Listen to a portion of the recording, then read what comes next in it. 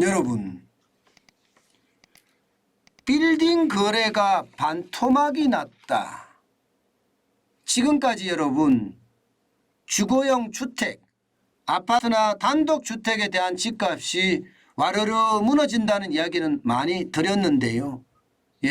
이게 상업용 혹은 이게 빌딩들 말입니다. 이런 쪽에 쉽게 생각하면 거래가 어떻게 되는지는 조금 등한시했던 것도 사실입니다. 그런데 여러분 지금 이게 상업용이나 업무시설에 대한 것들도 지금 굉장히 달라지고 있는 모양새입니다. 일단 여러분 이걸 한번 보시죠. 전년 대비 빌딩 거래 감소율입니다. 굉장히 많이 떨어졌죠. 43.91%가 떨어졌습니다. 43.91%. 쉽게 말하면 빌딩 거래가 반토막 났다는 얘기예요. 반토막 났다. 실제입니다. 여러분 보세요. 2021년까지만 하더라도 3,926건이었거든요. 그런데 2022년에는요. 2,202건입니다. 2,202건. 굉장히 많이 줄어들었죠. 빌딩 거래 자체가 말입니다.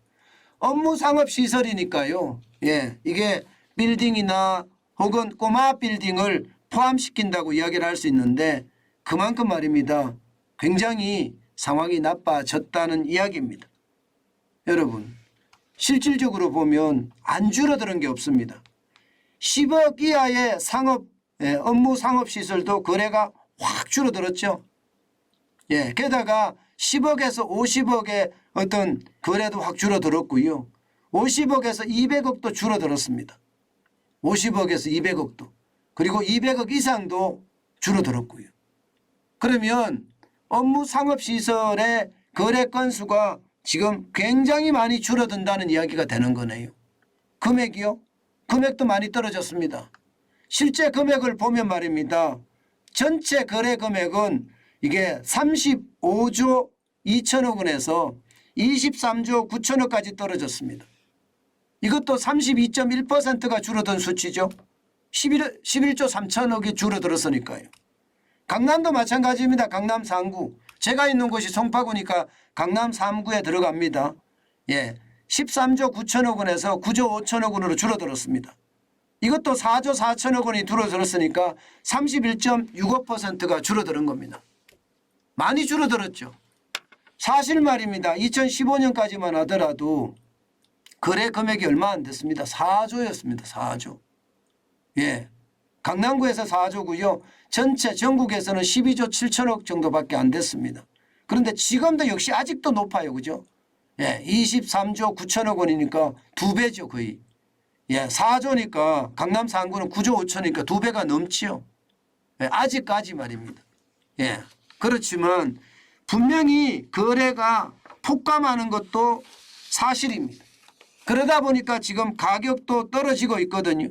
이게 고점 올라갔을 때 2021년에 이게 쉽게 말하면 제곱미터당 평당 3.3제곱미터당 평당 1억까지 올라갔습니다. 1억까지.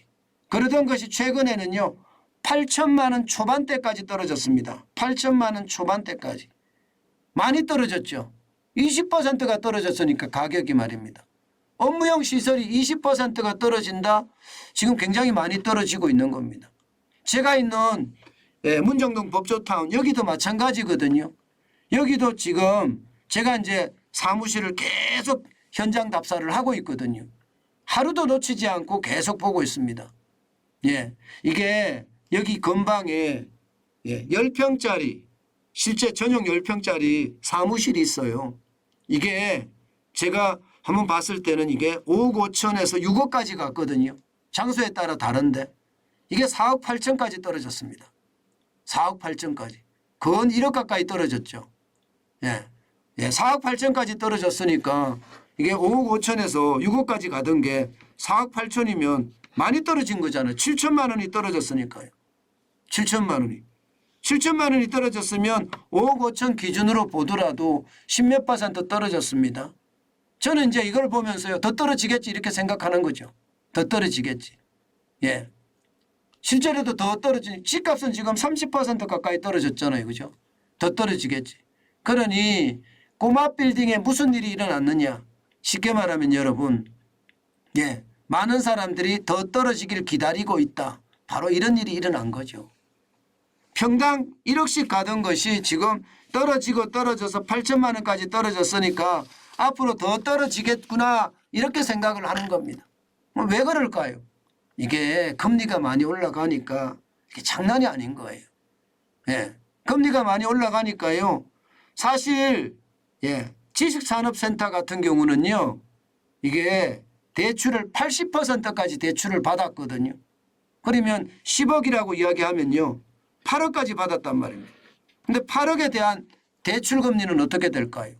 5%만 빌린다고 하더라도 1년의 연봉입니다. 웬만한 사람 연봉이에요. 5%만 빌린다고 하더라도요. 어마어마하잖아요. 그죠? 4천만 원이니까 장난 아닙니다. 그런데 4천만 원을 여러분 지식산업센터에 입주한 사람들에게 부담시킬 수 있을까요? 시키기 쉽지 않습니다. 이게 기본적으로 말입니다. 업무 상업시설 같은 경우는 10년 계약을 할 수 있거든요. 그리고 여기는 가격을 많이 올릴 수가 없습니다. 5%까지밖에 못 올리고요. 내가 들어간다가 안 돼요. 여기는요. 주택이나 단독주택은 내가 들어가기 때문에 나가달라 할 수 있지만 업무용은요. 내가 들어갈 때 때문에 나가달라 할 수가 없습니다. 할 수가 없습니다. 이거는 10년 동안 계속해서 똑같은 상황이에요. 할 수가 없어요. 그러니까 상황이 굉장히 나쁘다는 거죠. 결국 말입니다.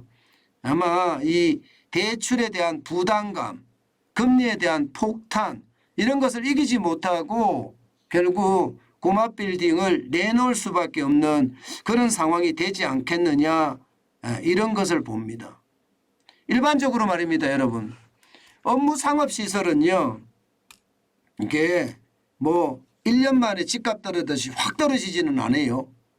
과거 데이터를 보면요. 적어도 3년에서 4년 동안 3, 4년 동안 바닥 다지기 구간이 있습니다.